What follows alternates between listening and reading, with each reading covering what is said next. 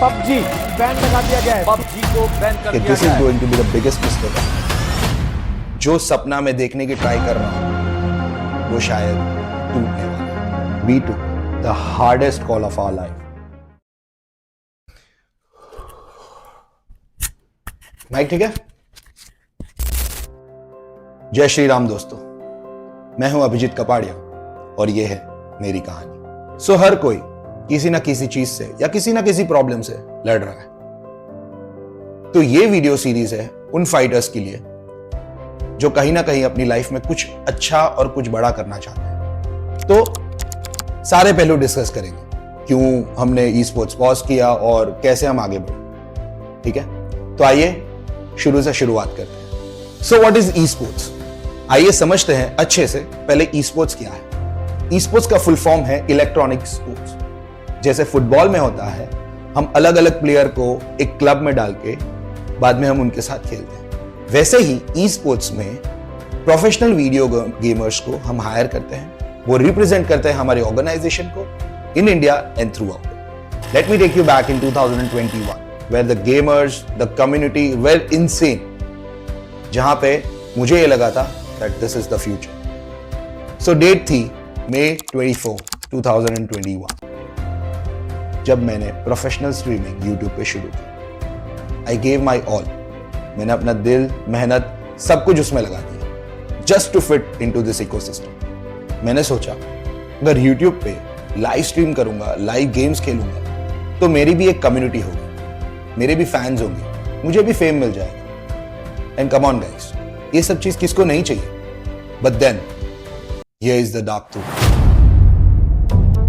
The path you choose test you harder than you think.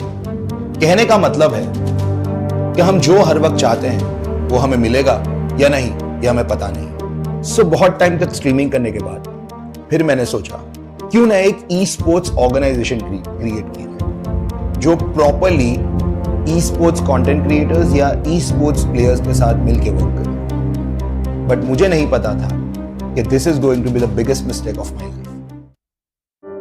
जो dark truth की मैं आपके साथ बात कर रहा था वो यहीं से शुरू होता है। And the things went upside down. So we started hiring content creators, esports players और सारी चीजें जो एक ऑर्गेनाइजेशन को शायद ऑपरेट करने के लिए सही थी। और मुझे लगा उस वक्त that it's all good to go.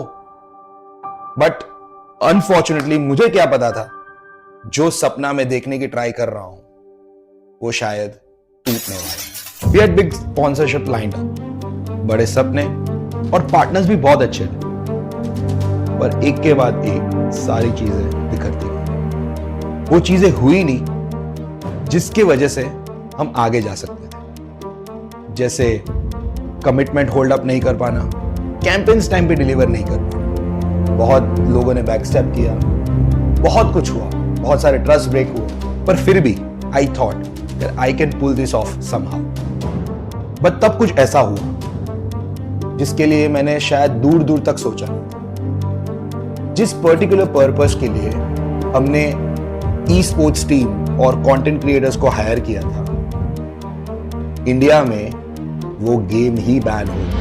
PUBG ban लगा दिया गया है। पबजी को बैन कर दिया गया है। आई थॉट कि सब कुछ ओवरनाइट खत्म हो। जिस पर्पस के लिए हम इतनी मेहनत कर रहे थे वो कभी हुआ ही नहीं। गेम बैन हो चुका था। एंड आई थॉट कि क्या कभी गेम आएगा?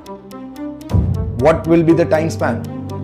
Will be a week, a month, a year, or is it for? So that's when I thought that I need to have deep dive conversation with my wife and rethink again that what to do next. So after the conversation, we took the hardest call of our life, that we should temporarily step back from esports. It's not because we gave up. हमने सोचा जितनी जल्दी हम इस reality को मान ले उतना ही हमारे लिए बेहतर होगा, क्योंकि गेम जा चुका था and ecosystem was unstable. कभी कभी real strength means putting your step back. So esports को temporary pause करना was not the end. और हमें एक बहुत अच्छी clarity मिली कि ई-स्पोर्ट्स वाज नेवर और gaming was never my game. हम कुछ ऐसा बिल्ड कर रहे थे जो बहुत बड़ा था। It was something bigger and it was something long lasting. So what is next? Stay tuned for the next episode.